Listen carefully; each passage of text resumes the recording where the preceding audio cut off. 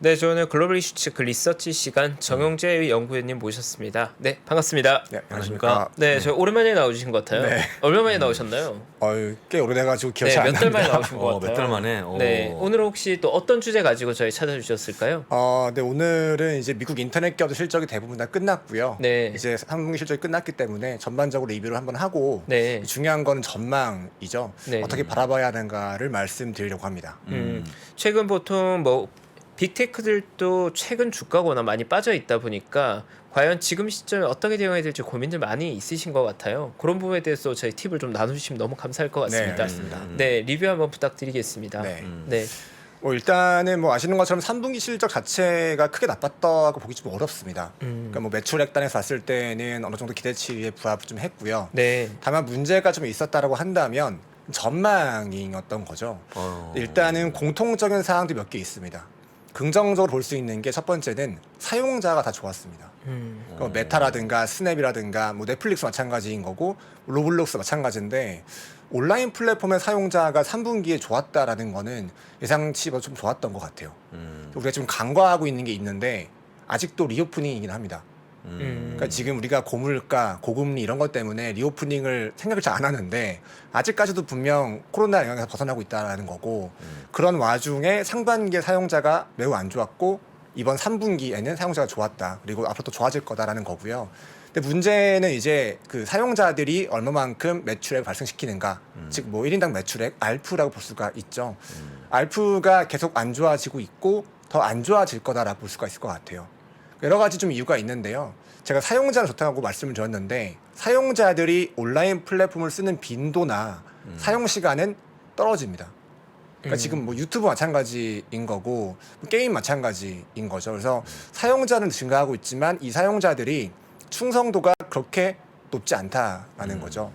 그러다 보니까 아무래도 사용 빈도나 뭐 결제 금액이라든가 광고를 보는 횟수라든가 이런 것들이 다 떨어지고 있는 거고 그 와중에 문제가 이제 결국 광고주들의 수요 자체도 높지가 않다라는 것 같아요. 뭐 지금 4분기에 성수기 수요에 대한 얘기가 좀 많은데 그런 부분도 좀 안 좋은 상황인 것 같고요. 뭐 이런 거 알고 여러 가지도 있습니다. 전반적으로 비용에 대한 문제도 있고 특히 이제 지금 미국에 있는 플랫폼 기업들은 달러 강세 영향도 있기 때문에 그런 것들이 3분기 공통적으로 나왔던 그런 중요한 이슈였던 것 같습니다. 네. 그렇다면 이제 시장에서 궁금해하는 건 과연 실적 부진이 지속되고 있는가 아니면 어닝의 하향이나 이런 것들이 거의 마무리 단계인가에 대한 관심이 있는 것 같은데 혹시 추세는 어떻게 봐야 되는 걸까요? 일단은 이번에 기업들이 공통적으로 제시하고 있는 가이던스를 보면 기대치를 좀 많이 하회를 합니다.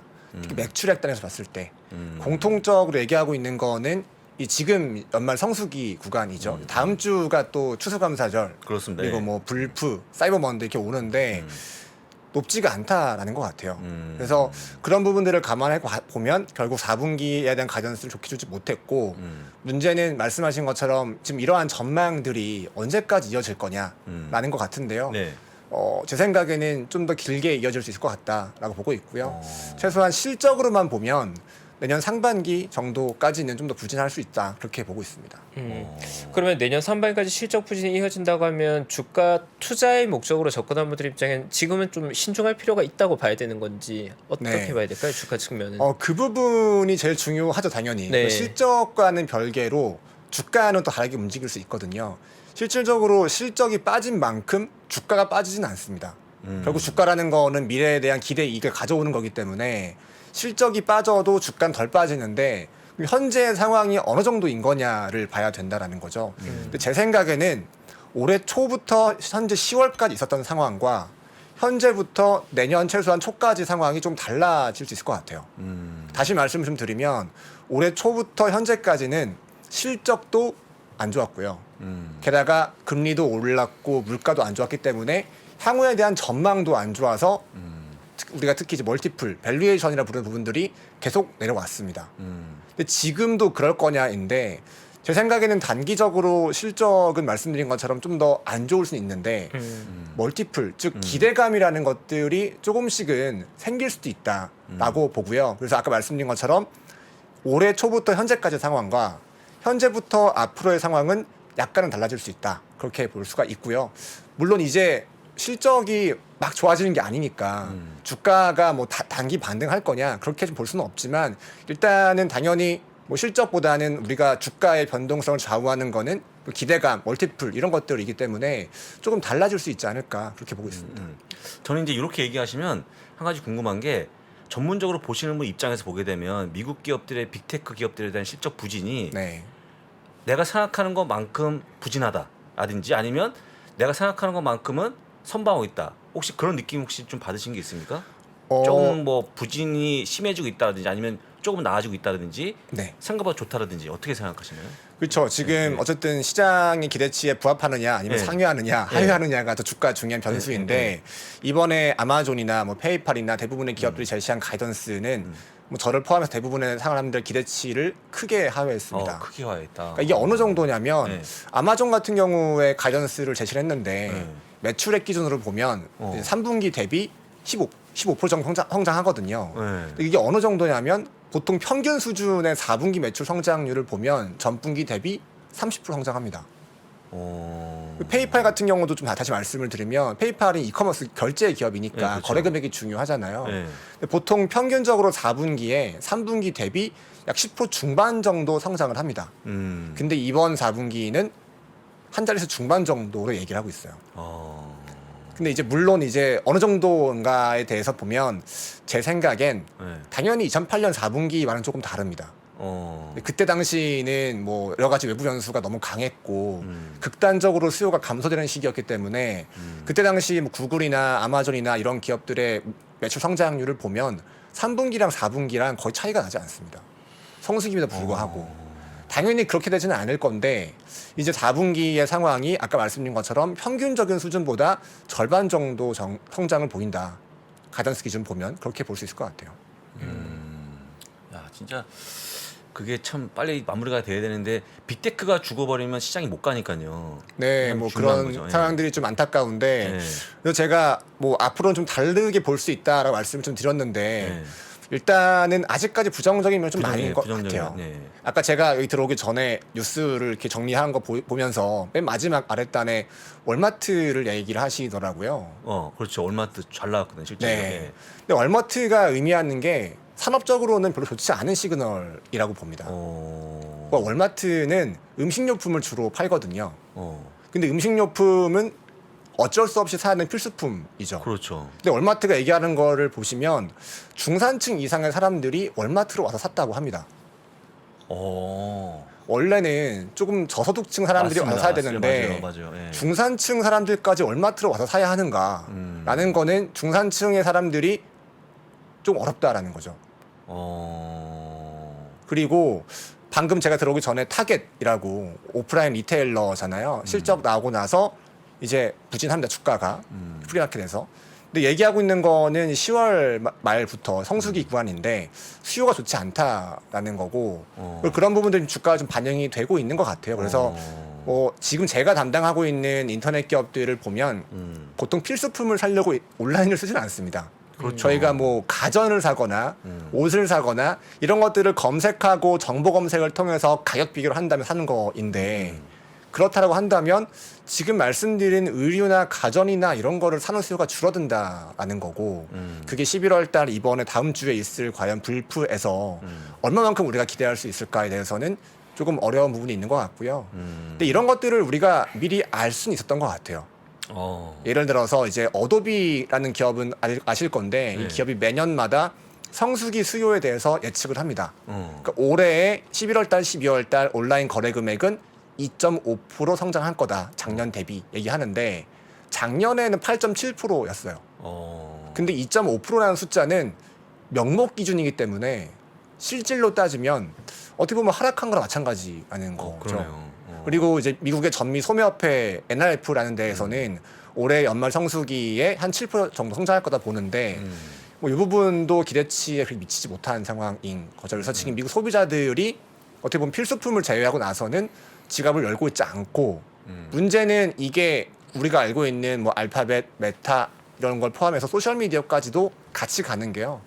브랜드 광고라고 하는 것들까지도 하기 조금 어려운 부분이 있다. 그래서 지금 아직은 뭐 단기적으로 연말 성수기에 대한 부분들이 좀 우려가 있기 때문에 실적 기대를 갖긴 좀 어렵다라고 보고요. 다만 아까 제가 더 다르다라고 말씀드린 것 중에 하나가 긍정적인 게 있긴 합니다. 있습니까? 네. 그러니까 첫 번째로는 어쨌든 비용 절감을 하고 있다라는 거죠. 인력 감축 같은 거. 네. 아. 이게 어떻게 보면 안 좋은 걸 수 있는데 네. 이게 2020년 초랑 지금이랑 아마존, 메타, 알파벳 이런 기업들의 인력을 비교해 보면 최소 50% 증가했습니다. 그러니까 이런 기업들이 코로나 기간에 엄청난 수요를 맞으면서 뭐 코로나가 끝난다 하더라도 더 기울기가 높게 성장할 수 있었다라고 봤던 것 같아요. 근데 지금의 상황은 리오프닝과 더불어서 고물가, 고금리가 오니까 결국 수요가 감소가 되는 거고 그로 인한 비용 부담이 생겼는데 어쨌든 빠르게 비용 절감을 하고 있는 상황이고요. 뭐 아마존 같은 경우에는 인력뿐만 아니라 결국 아마존 창고가 중요하니까 창고들에 대한 효율화까지 진행되고 있는 부분이 있고요. 그리고 좀 길게 보면 어쨌든 소비자들이나 광고주들이 돈을 안 쓰는 이유는 우려 때문인 거죠. 우려. 네. 앞으로 안 좋아질 거라고 보니까 지금 현재 현금 보유를 하기 때문에 광고주도 투자를 안 하고 그렇죠. 돈을 안 쓰는 건데 그럼 우려가 해소되면 됩니다. 근데 우려가 해소되려면 결국 지난주에 나왔던 물가지수 같은 것들이 중요한 포인트인 것 같고 뭐 제가 매크로를 보는 사람이 아니기 때문에 뭐 거기에 말씀 좀 어렵지만 결국 우리가 지금 고물가로 인해서 돈을 안 쓰는 거기 때문에 그런 것들은 조금 좋아질 수 있는 가능성이 그 전보다는 생겼다라고 볼 수 있을 것 같아요. 근데 이들 기업들의 넷 프로핏 마진이 한 10 이상 포인트가 나오고 있거든요. 네. 그럼 이제 매출이 줄거나 EPS 줄어도 조금 질적으로 좀 버티는 구간이 나와주면 그렇게 주가가 뭐 아까 말씀하신 실적이 안 좋아져도 좀 버티는 그런 모습도 좀 기대해 볼 수 있지 않을까 싶은데. 그렇죠. 지금 말씀하신 것처럼 이게 펀더멘털 질적으로 버텨주면 지금 전체 수요가 별로 단기적으로 안 좋은 상황이라고 한다면 결국 올라올 수 있을 것 같습니다. 그런 기업들이 있죠. 그런 기업들. 네. 몇 가지 있다고 보면 예를 들어서 점유율이 지금 올라가는 기업이라고 치면 결국에는 나중에 시장이 좋아지면 올라갈 거잖아요. 그렇죠. 아니면 비용 구조가 좋아지는 기업이라든가. 그렇죠. 근데 이제 많지가 않습니다. 많지 않아요? 네. 그러니까 일단 기본적으로 우리가 가장 우려하는 기업이 있죠. 바로 메타입니다. 메타. 네. 메타는 내일 오시면 좋았을 텐데. 근데 메타가 제일 안 좋은 겁니까? 그렇죠. 메타는 다른 빅테크와는 좀 다르게 경쟁 우려가 좀 많이 있습니다. 경쟁 우려. 네. 그러니까 아마존이나 알파벳이나 이런 기업들은 상대적으로 경쟁 우려가 좀 적은데 결국 시장 상황에 따라 가는 거지만 메타는 경쟁 우려가 계속 있죠. 뭐 틱톡? 네, 틱톡과의 사용 시간 싸움 경쟁이 있는 거고 그거에 대응하기 위해서 지금 뭐 다들 인스타그램 켜보시면 릴스가 엄청 뜨는데 릴스가 커지면 커질수록 메타는 매출액이 안 나오는 거거든요. 그러니까 그런 부분들이 해소가 되려면 시간이 좀 필요한 거고 궁극적으로 그러면 메타가 다시 틱톡을 이겨서 인스타그램 했던 것처럼 점유율을 올릴 수 있는가? 여기에 대해서 좀 우려가 있는 거고 더군다나 이제 메타는 그 메타버스 사업을 하고 있는 사업부에 이제 전략의 그 이구심이 좀 있기 때문에 결국 그런 부분이 좀 문제가 있는 것 같고요. 반대로 이제 아마존 같은 경우는 아마존의 매출액이 안 나오는 거는 아마존이 못해서는 아닌 것 같습니다. 이거는 그냥 시장 상황, 매크로 변수나 시장 수요에 달린 거지 아마존이 못해서는 아닌 것 같아요. 특히 이제 최근에 그 미국의 다른 좀 작은 이커머스 플랫폼 많잖아요. 그렇습니다. 그런 기업들이 잘 안 되거든요. 뭐 우리가 뭐 애쉬도 있고 웨이페어도 있고 명품도 있고 다 많은데 그런 기업들이 최근에 위기에 봉착해 있습니다.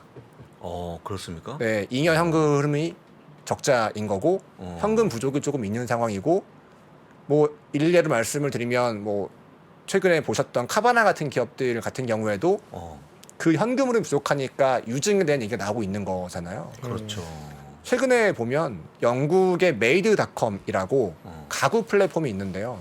파산했습니다. 파산했습니까? 네. 그러니까 물론 이 기업은 조금 특이한 기업이긴 해요. 가구를 만듭니다, 직접. 그러다 보니까 베트남에서 오기까지는 좀 어려운 부분이 있었지만 어쨌든 수요가 안 좋으니까 결국 안 좋았던 거거든요. 그래서 지금 아마존도 현금 흐름이 마이너스긴 해요. 그렇습니다. 근데 아마존은 버틸 수는 있죠. 근데 다른 과연 기업들이 버틸 수 있을까에 대해서 약간씩은 우려가 커지고 있고 그럼 말씀드린 것처럼 질적으로 좋은 기업인 아마존은 나중에 점유율을 더 올릴 수가 있는 기업이다라고 볼 수가 있는 거죠. 그럼 아마존, 메타, 그 다음에 우리가 좋아하는 뭐 애플, 네. 마이크로소프트, 기타 등등 이런 것들도 한번 뭐 흔히 얘기하는 판 같아. 네. 판? 뭐 제가 뭐 애플이나 마이크로소프트는 하지 않아가지고 그렇습니까? 거기에 대해서는 제가 말씀드리기 좀 어려운데 일단 제가 담당하고 있는 산업 중에 이제 온라인 광고라는 산업에서 본다면 온라인 광고. 아니면 이커머스는 온라인 광고인데요.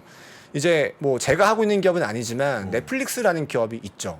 넷플릭스. 네. 요즘에 주가 좋습니다. 네, 넷플릭스만 보통 저희가 불렀던 빅테크라는 기업들 중에 주가가 요즘 좋았던 것 같아요. 좋았어요. 네. 근데 이제 넷플릭스랑 제가 담당하고 있는 기업도 차이가 뭐냐면 제가 담당하고 있는 뭐 알파벳, 아마존, 메타 이런 기업들은 소비자가 돈을 써야 되고 광고주가 돈을 지출해야 됩니다. 근데 넷플릭스는 월 구독이기 때문에 그냥 월 정액입니다, 그냥. 그래서 구독자만 증가하면 돼요. 게다가 넷플릭스는 기존의 온라인 플랫폼 알파벳, 메타 이런 기업들이 침투하지 못했던 TV 광고 시장까지도 먹으려고 하죠. 디즈니도 이번에 12월 달부터 할 거고. 그렇습니다. 예. 그래서 그런 부분들이 다른 기업과는 조금 다른 부분, 확장성이라는 부분이 우리가 단기적으로 느낄 수 있는 그런 부분 포인트인 것 같아요. 그렇군요. 그럼 아까 말씀하신 메타 플랫폼스하고 아마존에 대한 밸류에이션은 위치가 어디쯤에 와 있나요? 보시기에? 지금 전반적으로 모든 기업들의 밸류에이션 역사적 저점 수준입니다. 아, 역사 저점. 네. 그럼 사면 되는 거 아닙니까? 근데 문제는 아까 말씀드렸지만 실적이 더 내려갈 가능성을 배제하기 어렵다라는 거죠. 그러니까 매출이 안 나올 가능성에 대해서 배제하기 어렵고 그런 것들을 확인할 수 있는 게 어제 월마트, 지금 오늘 방금 나온 타겟 실적, 그리고 오늘 10시 반에 나올 소매지표인데 그렇죠. 과연 10월 달에 성수효가 안 좋으면 지금 말씀드린 기업들의 전망치를 더 내려야 된다라는 거고 그러면 지금 말씀드린 역사적 저점 밸류에이션이 사실상 아니게 되는 거기 때문에요.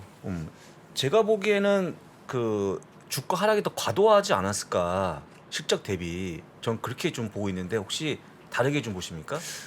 저는 아직까지는 좀 조심스러운 것 같아요. 그러니까 말씀하신 아직까지는. 것처럼 실적 하락보다 주가 하락이 과도한다면 예. 반등하죠. 예. 그게 데드캣 바운스일 수 있는 거고 데드캣 아니면 바운스. 진짜 반등일 수도 있고 그런 건데 뭐 6월달, 7월달에 있었던 반등은 뭐 아시는 것처럼 데드캣 바운스였었죠. 그때 당시는 실적이 어느 정도 방어가 됐는데 주가 빠졌던 거였으니까. 근데 지금의 상황에서 본다면 어쨌든 실적에 대해서 저희가 보는 입장이기 때문에 실적에 대해서는 좀 더 지켜봐야 될 것 같고 일단은 아까 말씀드린 것처럼 어제 월마트, 오늘 타겟 그리고 곧 나올 소매지표 그리고 다음 주 금요일 날 있는 뭐 추수감사절, 불프, 사이버 먼데이까지 봤을 때 과연 우리가 예상했던 그 2.5%의 기대치를 상회하는가가 중요한 포인트가 될 것 같고요. 좀 조심스러운 입장입니다. 그 좋은 얘기가 별로 없어갖고 갑자기 우울해지는데. 그럼 투자자분들에게 만약 조언해 주신다면 향후의 투자 방향을 좀 어떻게 잡아야 될까요? 말씀대로 앞으로는 2개 분기 정도 더 실적이 꺾인다. 그렇다면 투자 입장에 할 수 있는 게 별로 없는 거죠. 마냥 기다릴 수는 없는 거고. 네. 그렇다면 대응 전략을 좀 어떻게 가져가고 투자에 대한 좀 어떻게 접근을 해야 될까요? 저는 뭐 내년에 특히 상반기, 내년 초부터 봤을 때 본다면 총 3가지 정도로 보고 있고요.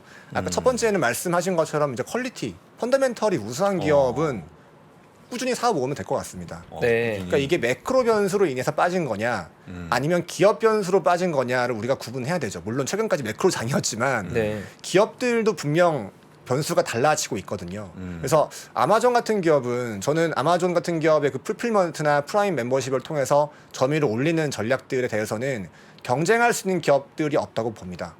그래서 나중에 수요가 회복이 되면 다시 충분히 올라갈 수 있고 그렇게 됐을 경우에는 다시 영업이익이 올라갈 수 있는 게 아마존이라 보고 있고요. 뭐 두 번째로 이제 비용을 절감하는 기업들도 보면 많습니다. 뭐 다들 아시는 뭐 메타, 스냅 대부분 기업들이 인력 절감을 하는데 제 생각에는 여기서도 아마존이 좀 더 위에 있을 수 있는 거는 창고비를 절감할 수 있기 때문에 그런 것 같아요. 제일 큰 부분이라서 그래서 뭐 점유율 상승 측면 봤을 때는 뭐 아마존이나 뭐 페이팔이나 아니면 최근에 우버 같은 기업들도 리프트 대비 점유율이 올라가고 있는 거고 아니면 비용 절감 측면에서는 지금 말씀드린 아마존이나 다른 소셜 미디어 같은 기업들 볼 수가 있는 것 같고요. 근데 지금 말씀드린 두 가지는 단기 주가랑은 크게 연관이 없고요. 내년 초 이후에 이제 반등할 수 있느냐 그런 것들인 것 같고 신규로 지금 당장 매출액이 추가 확대될 수 있느냐 기업이 지금 제 생각에는 제가 하고 있는 건 거의 없지만 아까 뭐 구독자 말씀을 드린 사용자가 중요한 뭐 몇 가지 그런 구독 플랫폼 기업들이 있죠. 그런 기업들은 해당이 될 수가 있을 것 같고요. 그리고 마지막 말씀을 드리고 좀 싶은 게 하나 있는데 하나 달러 강세가 제일 중요합니다. 달러 강세 좀 약해졌죠 지금? 네, 최근에 약해졌는데 그게 또 하나 최근에 반등한 이유인 것 같아요. 그러니까 지금 대부분의 기업들, 특히 미국 인터넷 기업들을 보면 미국 비중이 45%밖에 안 됩니다. 나머지 절반 이상이 유럽과 아시아고 특히 유럽의 비중이 30%가 넘어갑니다. 그래서 유럽에서 아무리 사업을 잘해도 달러화로 바꾸면 적자인 거죠. 그렇죠. 네. 그렇죠. 그게 3분기에 심했고 이번 4분기는 더 심할 수 있다라는 거죠. 그래서 메타나 뭐 알파벳이나 이런 기업들 3분기 매출액 중에 유럽 쪽을 보면 대부분 다 역성장이 엄청 큽니다.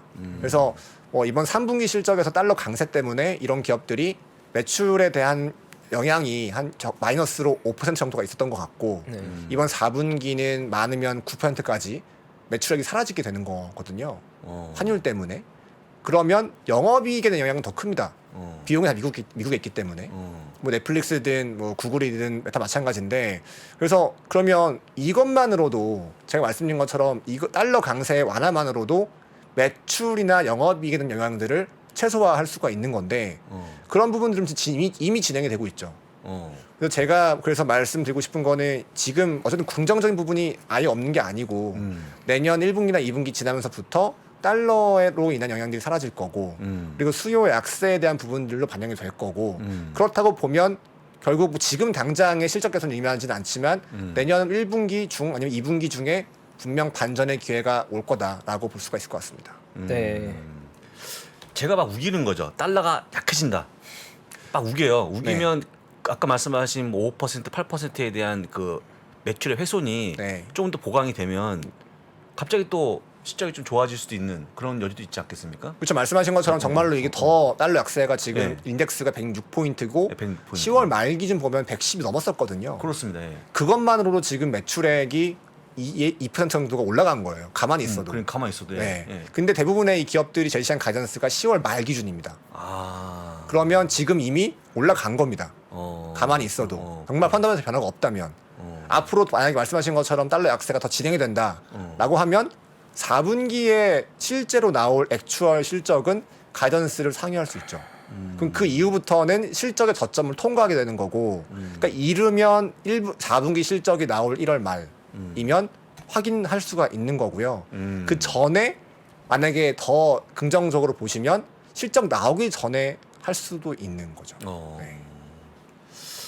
아, 그러니까 뭐 제가 계속 우겨서 좀 내려가라고 기도 한번 하면서 좀 내려가면 좋은데 지금 1,300 원달러 환율이 한 20원 나오지 않습니까? 원달러 환율은 그렇고요. 네, 네, 어쨌든 뭐 지금 미국 플랫폼들은 이제 전 세계 글로벌 환과 연관되어 있기 때문에 달러 인덱스를 주로 보는데 말씀드린 것처럼 10월 말 기준 보면 110포인트 넘었었고 그렇죠. 지금 106까지 내려와 있고요. 만약에 뭐 제가 뭐 이렇게 매크로 보는 사람이 아니니까 다시 말씀 좀 조심스러운데 더 내려간다면 이것만으로도 긍정적이 되는 거고 실적도 좋아질 수 있는 계기가 있는 것 같고 그래서 제 생각에는 이번 4분기 실적이 안 좋다라는 거는 좀 알고 있어요 이미. 알고 있죠. 네, 이미 주가가 좀 빠졌고 이미 지난 주부터 해서 빠졌던 거고 뭐 최근에 약간 올라갔지만 오늘 뭐 말씀드린 타겟 실적을 보셨던 것처럼 안 좋을 거를 이미 좀 알고 있거든요. 그래서 그렇습니다. 네. 안 좋은 거를 확인하고 네. 그러면 주가가 이제는 더 안 좋게 되지는 않다라고 볼 수 있는 게 조만간 뭐 빠르면 내년 초, 중 이 정도에 오지 않을까 그렇게 볼 수가 있을 것 같습니다. 그렇습니다. 워낙 실적이 안 좋았기 때문에 저는 개인적으로 눈높이가 지금 발바닥 아니겠습니까?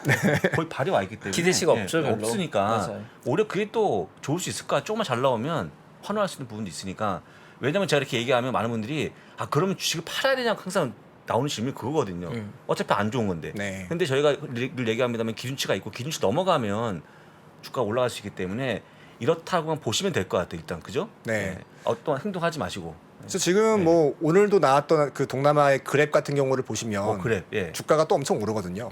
그래면 또 올라갑니까? 네, 어제 나왔던 동남아에도 C라는 기업도 있습니다. SE 그렇습니다. 네, 그것도 30% 올랐죠. 어디 36% 상한가 같습니다. 네, 상한가. 예. 그렇죠. 뭐 상한가인데 그러니까 그런 기업들을 보면은 계속 안 좋았던 건데 결국 지금부터는 얼마만큼 올라갈 수 있느냐를 보는 시기라는 건 맞는 것 같아요. 그래서 뭐 그런 부분들이 좀 작은 기업들 다 뭐 미국부에 비교하면 작으니까 그게 의미가 있을 수도 있고요. 그런 것들 하나의 전초 단계 이런 거일 수도 있을 것 같습니다. 그렇습니다. 잘 들었네 얘기요. 네. 잘 들었고 저희가 뭘 준비해야 되는지까지 잘 분석됐습니다. 네, 고맙습니다. 최근 사실 인터넷 기업들이 실적이 시장의 기대보다는 많이 좀 미흡해서 언제쯤 실적 하향이 바닥을 찍나에 대한 고민이 많을 것 같은데 내년 상반기 정도까지는 일단 하향이 약간은 지속될 수 있다 정도로 정리하면 되겠네요. 그렇죠. 뭐 내년 1분기 정도, 1분기 뭐 말 정도면 충분히 조정이 되지 않았을까 그렇게 볼 수 있을 것 같아요. 네, 그럼 뭐 알겠습니다. 3개월만 더 3개월 뭐 맥스 5개월만 참으면 봄날이 오지 않을까. 좋은 날이 빨리 예, 예. 왔으면. 하고 한번 기대해 보겠습니다. 네, 저희 오랜만에 나오셔서 감사합니다, 연구원님. 네. 네, 감사합니다. 네, 고맙습니다. 감사합니다. 보시면 이제 여기 다이어리가 떡상내드. 다이어리가 들어 있습니다. 작년에 다이어리를 출시해 여러분과 함께 모은 다이어리 판매금을 청소년의 자립을 지원하는 데 전액 기부했었는데요. 올해도 2023년 다이어리와 함께 따뜻한 연말을 만들어 보려 합니다. 3프로TV 다이어리와 2023년의 시작을 이웃과 함께 나눠보시기 바랍니다.